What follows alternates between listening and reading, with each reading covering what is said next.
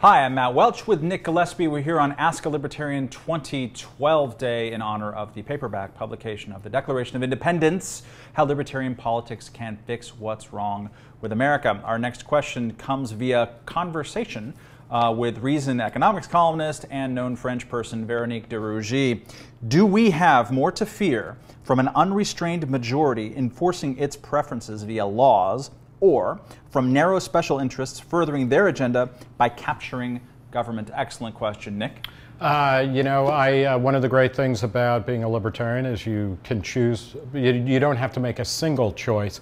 And I think the real question there is, how do you combat these two twin threats? Either people just saying, okay, we want it this way, and trying to make that the law of the land, or narrow special interests getting what they want out of a government.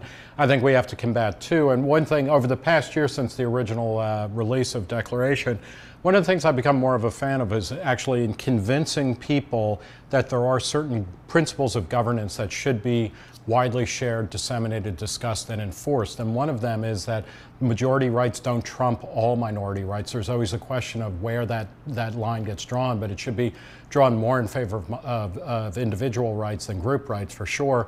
And then in terms of crony capitalism and whatnot, this goes back to our question about the libertarian moment.